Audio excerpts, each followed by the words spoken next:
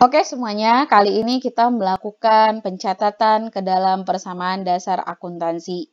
Nah, bagaimana sih langkah-langkahnya? Yang pertama kita siapkan dulu tabel persamaan dasar akuntansinya ya. Jadi, di sini jangan lupa, ininya kita kosongkan terlebih dahulu ya. Oke, karena kita akan melakukan mengisi akun-akunnya ini sesuai dengan transaksi yang ada. Jadi belum tentu ada piutang, sewa dibayar di muka, perlengkapan, dan seterusnya. Jadi ini kita kosongkan dulu. Maka kita siapkan saja kerangka awalnya seperti ini. Ini untuk tabelnya. Ada tanggal, ada di sini ada sisi aset, ada beberapa akun di sini, terus ada liabilitas dan ekuitas, sama ada kolom keterangan. Nah, kita lakukan, jangan lupa, pada saat kita setiap pengerjaan persamaan dasar akuntansi, identitas perusahaan ini ya. Identitas perusahaan sama periodenya. Itu kita harus cantumkan. Karena nantinya kalau misalnya kita lupa untuk mencantumkan identitas perusahaannya atau kita lupa melakukan periode pencatatannya, ini akan berdampak pada laporan keuangan di perusahaan kita nantinya ya. Jadi jangan sampai lupa. Identitasnya sesuai dari transaksi yang ada, itu perusahaan mana yang kita lakukan analisis pencatatannya. Periodenya pun juga diisi kapan, apakah bulan Desember, Januari, dan tahunnya kapan, tahun 2009, 2010, dan seterusnya. Ya, kita lihat terlebih dahulu di sini, kita isi identitasnya dahulu. Nah, ini adalah transaksinya, ya ini ada transaksi, keterangan, dan ini sudah dilakukan pengaruh pencatatannya, atau kita sudah melakukan analisisnya, di mana ini adalah perusahaan usaha servis komputer Ashipa. Jadi kita tulis di sini, identitas perusahaannya adalah, ini adalah usaha servis komputer Ashipa. Ini yang punya, ya, yang perusahaannya ini. Lalu kita lihat lagi, ini kapan periodenya? Periodenya adalah Desember 2009. Berarti di sini periodenya Desember itu sampai tanggal 31, maka di sini periode 31 Desember 2009. Oke, itu. Nah, kita siapkan tabelnya seperti ini ya. Dan biasanya kalau untuk memudahkan, yang saya lakukan itu adalah saya mewarnai untuk sisi liabilitas dan ekuitas. Kita harus ingat lagi konsep dasar persamaan akuntansi itu adalah sisi kiri sama dengan sisi kanan.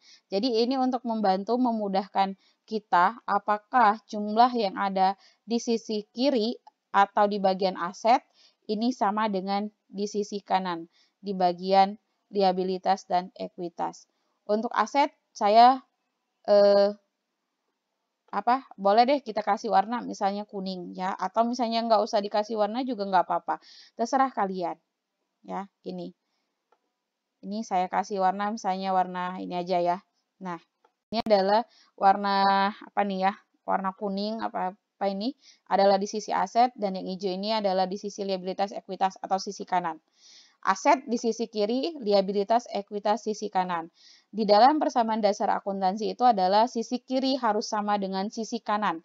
Ingat jumlahnya ya, bukan transaksinya. Jadi belum tentu di aset ini ada transaksi dan mengakibatkan liabilitas atau ekuitas juga ada transaksi. Bukan seperti itu.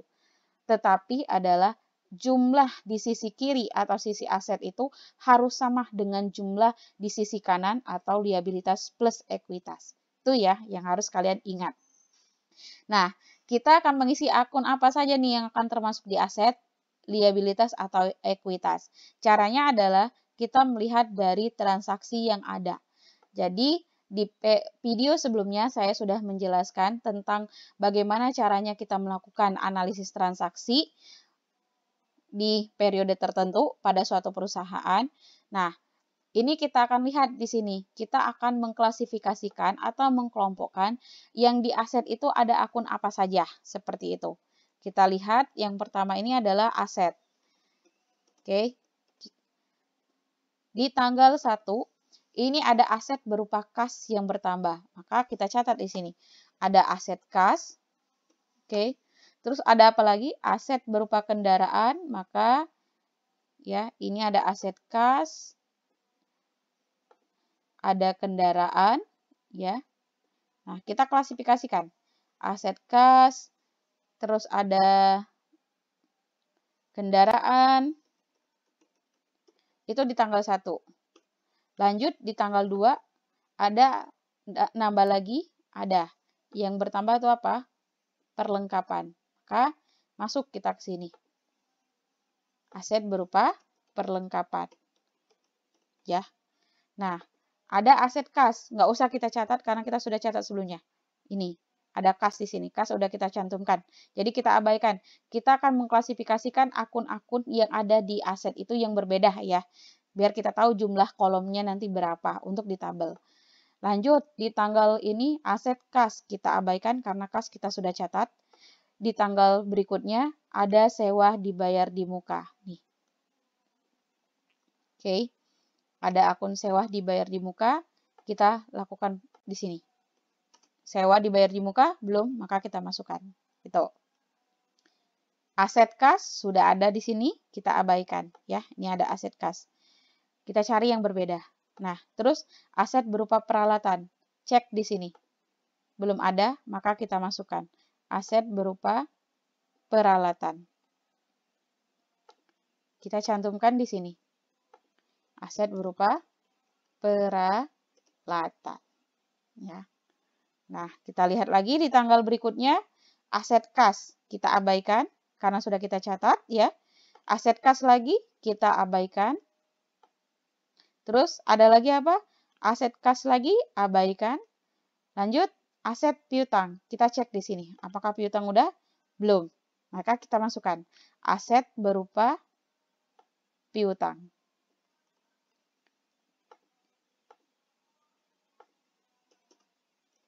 Oke ya. Nah, ini aset kas kita abaikan karena kita sudah melakukan pencatatan. Terus ada aset kas, aset piutang sudah tercantum ya tadi sudah kita lakukan. Aset kas sama, aset kas lagi sama, aset kas sama, aset perlengkapan kita cek di sini apakah sudah ada.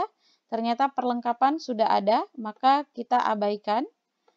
Dan terakhir aset peralatan. Kita lakukan di sini cek aset peralatan juga sudah ada. Nah, kita hitung. Berapa akun yang ada di aset? Ada 1, ya, 2,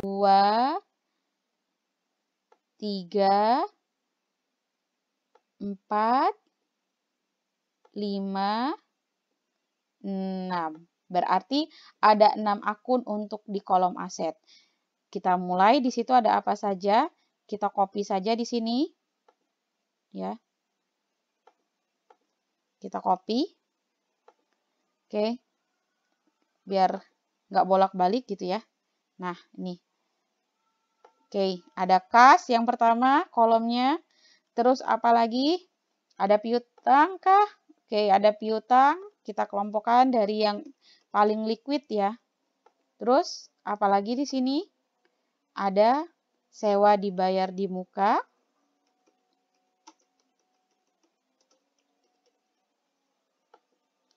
Lanjut, apalagi asetnya tadi ada perlengkapan. Kita lihat lagi ada apa lagi? Ada peralatan. Oke, ada peralatan. Dan lihat lagi di sini ada apa lagi? Ada kendaraan. Oke. Sudah selesai ini di bagian aset. Pas ya kolomnya. Jadi untuk akun-akun yang di aset, ini dia bersifatnya fleksibel ya atau tidak tentu sesuai dengan transaksi yang ada. Kayak kendaraan, sewa dibayar di muka, perlengkapan, peralatan, atau piutang itu belum tentu ada dari setiap transaksi. Tetapi kalau untuk kas ini otomatis di setiap periode pasti ada akun kas gitu. Nah, kita akan melihat analisis untuk di sisi liabilitas.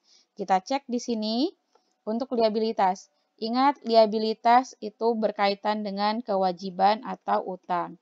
Kita lihat saja ada akun apa aja yang di liabilitas. Di tanggal 1 ternyata tidak ada, yang ada hanya aset dan ekuitas.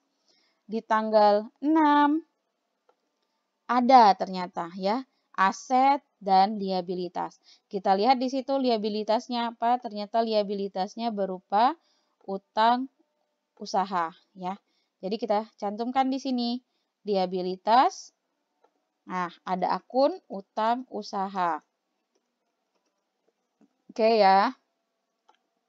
Di tanggal 7 tidak ada aset dan ekuitas saja.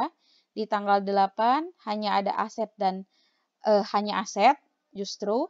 Di tanggal 13 aset, ada liabilitas, akunnya utang usaha. Nah, ini sudah kita cantumkan, jadi kita abaikan ya, karena itu sama. Terus di tanggal 14 hanya aset dan ekuitas. Di tanggal 15 sama aset ekuitas. Di tanggal 16 aset, ada liabilitas, utang usaha. Kita sudah cantumkan di sini, maka kita abaikan karena akunnya sama ya. Jadi kita akan mencari akun yang berbeda di sisi tersebut. Lanjut di tanggal 19 hanya ada aset dan ekuitas.